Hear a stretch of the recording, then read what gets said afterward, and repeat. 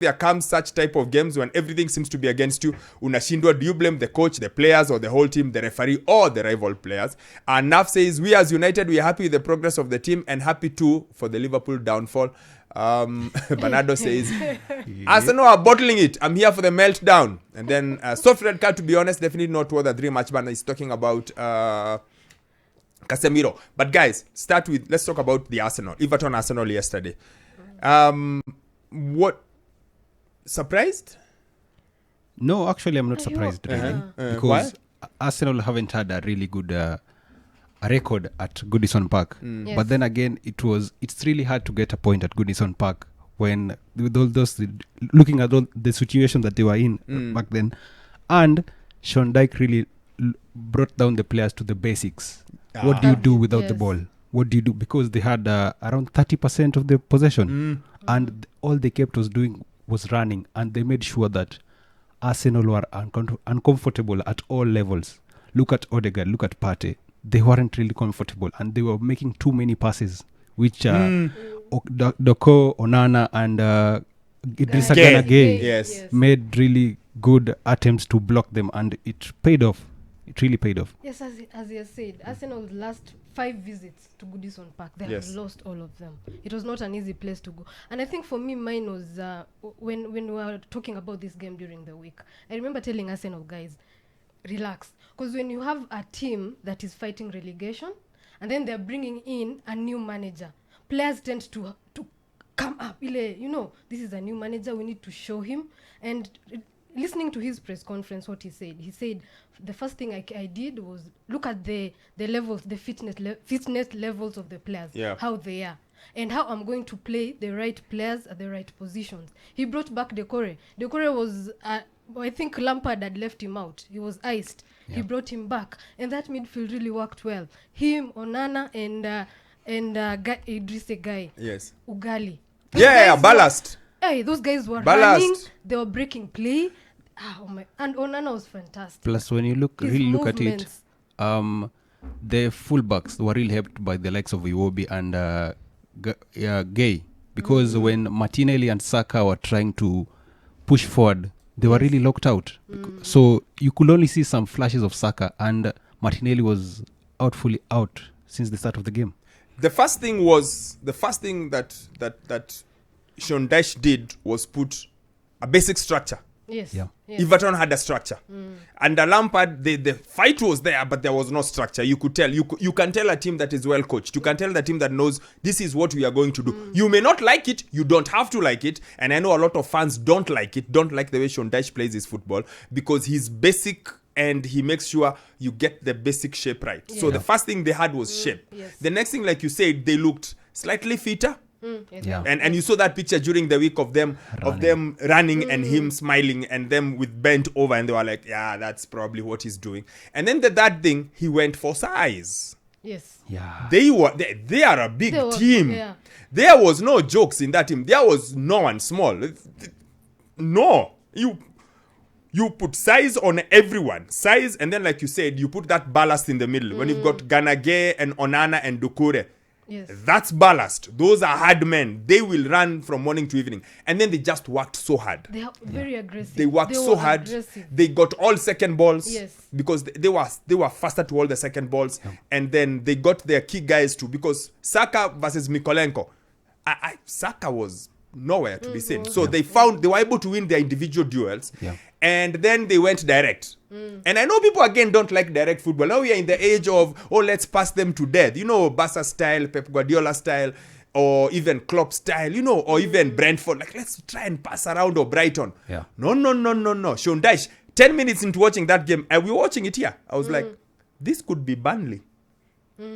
It's simple and efficient. Yes. It's quickly get the ball forward as quickly as possible. Don't try fancy things. And look at just the organization on set pieces, because I'm sure you saw the analysis after that they took maybe 3-4 corners where they kept trying to get the ball, and all corners are the same. They are looking for the far post every single time. Yes, and then every time Saliba kept clearing them. Then in the second half they tweaked a little bit and blocked him, got the goal. Yes. I just, first of all, that's why I said first you give credit to them. They looked, they had a structure, they looked fitter, they worked harder, and they were coherent. You know, they look like, we know what we are doing. We have a plan. Yes. Which, no offense to Lampard, but I don't think he ever had that. His teams don't look like they have a plan. So I just thought that's nice. So that's on them. But on the other hand, the Arsenal just looked like they were knocked off. Yes, they didn't know how to react to it. They looked very uncomfortable. Odegaard was so poor in that game. Him as well as Martinelli as well. They were very, very poor. I think it sort of caught them by surprise. They were like, how are these guys are playing, and they're taking this game to us, and they didn't know how to react to it. And they were and Everton were very, very disciplined defense wise. They were going forward together, coming back together. So it was really difficult for Arsenal to get that to get that ball on the final third. I'm sure teams will be keen on looking at how Sean Dyche played against Arsenal, because they'll be trying to implement what he did. And if Martinelli doesn't style up his game, Trossard might get that number. I know, but it's just one game. Yes, it is. Yes, look, it is. The only reason why he was subbed was because Shimas, Coleman, and Doucouré were on top of him. So there was nothing he could do. Like, it was one of those days where whoever was subbed yesterday, you'd have said they deserve it. For sure. Even if you say, look, Odegaard came off. Yes. There was no room. The Arsenal looked like a team that has played too many games. It looked like a team that just needed a break. On the other hand, and you could tell they look like that. Like something just wasn't working. Because when you look at the guys they subbed, they brought out White, Odegaard and Partey and Martinelli. Yeah. That's their spine. For sure. That's the only person who's not their spine there is Xhaka, who stayed on.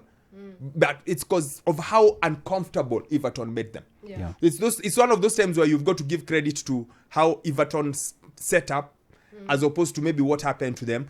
And then you saw, of course, the introduction, like you said, Trossard came on. Yeah. But it's not like he did anything extra. I think he's a nice player, but he's not going to set the world alight. I still pick Martinelli any single day. I think Martinelli is a far better player.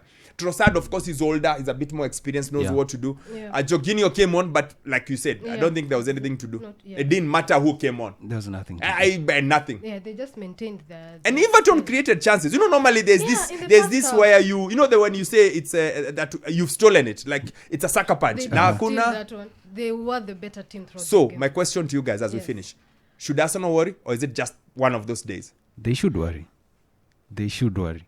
Because City are coming.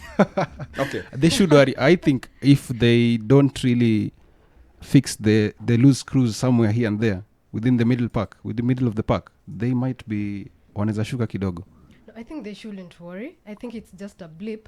But now I think where to see how they come back.